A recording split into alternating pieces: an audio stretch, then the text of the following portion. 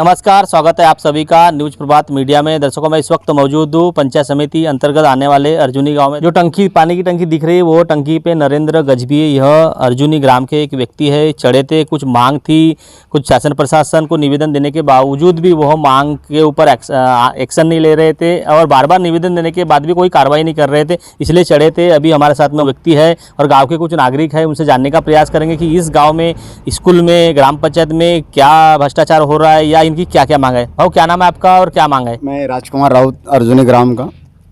मैं आदिवासी गोवारी समाज से आता हूँ और मेरे समाज में स्कूल में आज इतनी धांधलशाही हुई कि जो आरक्षण जो जगह थी वो चारों जाति की जगह को इस रंगारी मैडम ने किसी के कहने अनुसार उस जगह को ओपन कैटेगरी में लाई और मेरे समाज और जो ST NT जो समाज आता है इन पे सब पे अत्याचार हुआ।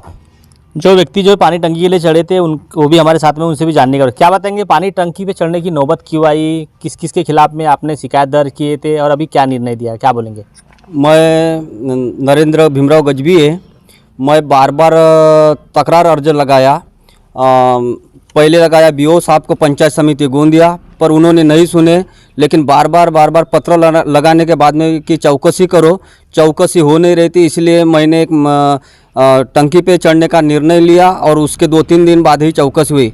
वहाँ पर जो उप शिक्षण अधिकारी आए थे, उन्होंने बताया कि जैसी 12 सीट होती है, 12 सीट में से 6 सीट रिजर्वेशन के माध्यम से चुनाव लिया जाता है और 6 सीट ओपन के माध्यम से लिया जाता है।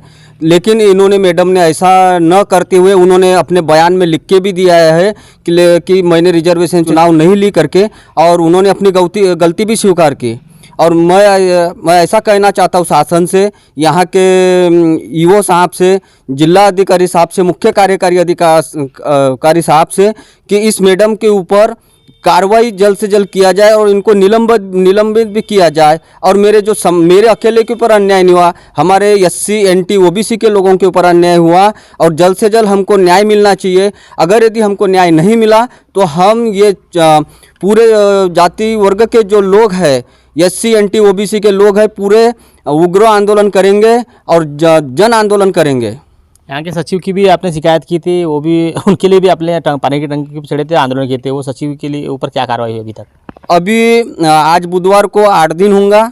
गावड़ साहब आए थे, पंचायत समिति विस्तार अधिकारी, उन्होंने पत्र लिखित दिया है कि इनकी तत्काल बदली करने में आई। अगर इनकी भी अगर बदली करने में नहीं आती, ललिता डोंगरे जी की बदली करने में नहीं आती ग्राम सेवक की, तो हम फिर उसके लिए आंदोलन करेंगे, ग्राम पंचायत के सामने धरना आंदोलन करेंगे। यही मैं शासन और प्रशासन से कहना चाहूँगा। गाँव के कुछ नागरिक हैं, उनसे भी जानने का। क्या बताएंगे, इस तरह पानी की टंकी पे चढ़ के आंदोलन करना पड़ रहा है, अगर वो टंकी पे चढ़े, अगर कुछ उनके जीव को धोखा हो जाता तो क्या होता? 2022 में चुनाव किए, वो कैटेगरी के अनुसार क्यों नहीं किए? तो उसने अपनी चूक समझ के अधिकारियों से माफ़ी मांगी। और हम ये नहीं चाह रहे हैं कि अगर उस समय में कैटेगरी के अनुसार अगर चुनाव करती और कैटेगरी के खिलाफ लड़ता तो प्रत्याशी को विजयी माना जाता है, पर उसने अनकैटेगरी और कैटेगरी के खिलाफ चुनाव करवा के कैटेगरी की एक प्रक्रिया को चुनौती देके उसने अनकैटेगरी को फिट की। ऊपर वाले से ऐसा हुआ कि अच्छा हो गया, उनके कैटेगरी से कैटेगरी ही जीत गई, तो उनको आज दिखाने के लिए ऐसा होगा कि मैं कैटेगरी के अनुसार चुनाव करवाई।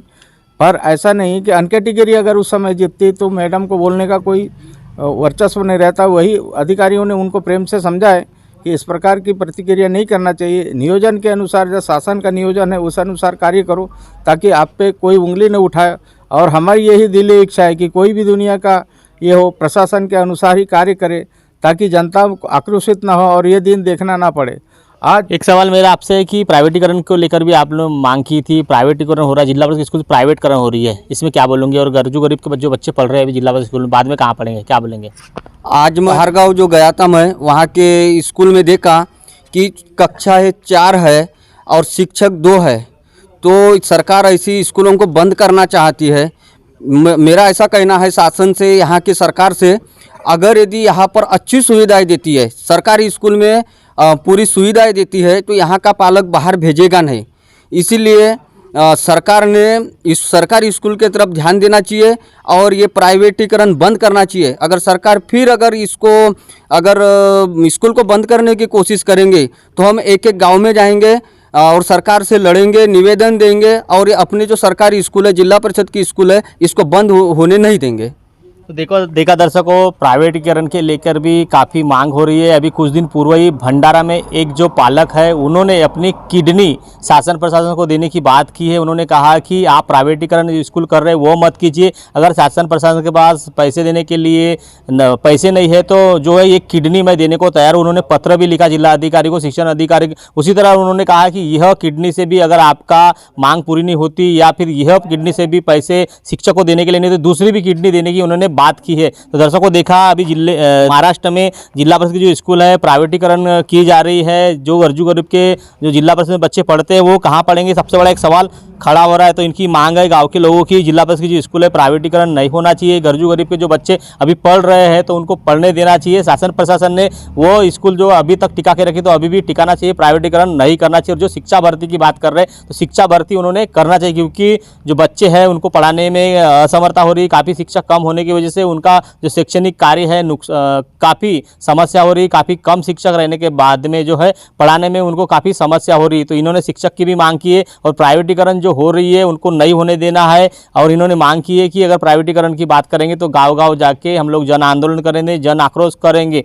यह मांग को लेकर आज इन्होंने स्टेटमेंट दिया है। दर्शकों, पानी की टंकी पे चढ़े थे, कुछ मुद्दे को लेकर, कुछ मांग को लेकर अभी चौकसी शुरू है, चौकसी पूरी हुई नहीं है, पूरा फाइनल निर्णय नहीं दिया। इन्होंने मांग की है जो भी इसमें दोषी होंगे उनके ऊपर कार्रवाई की जाए जल्द से जल्द। अगर कार्रवाई नहीं करेंगे तो इसके बाद भी उग्र आंदोलन करने की इन्होंने चेतावनी दी है। तो दर्शकों देखना है बाकी वहाँ खबर प्रकाशित होने के बाद शासन प्रशासन इनकी खबर की कितनी दखल लेती है, इनकी शिकायत की कितनी दखल लेती है और क्या निर्णय आखिरी फाइनल लेती है और कार्रवाई कितने जल्दी करती है। तो दर्शकों बने रहे इस तरह खबर देखने के लिए। इस तरह खबर देखने के लिए न्यूज़ प्रभात मीडिया को सब्सक्राइब करें, लाइक करें, शेयर करें। खबर देने के लिए संपर्क करें। न्यूज़ प्रभात से मैं लीलारे गोंदिया।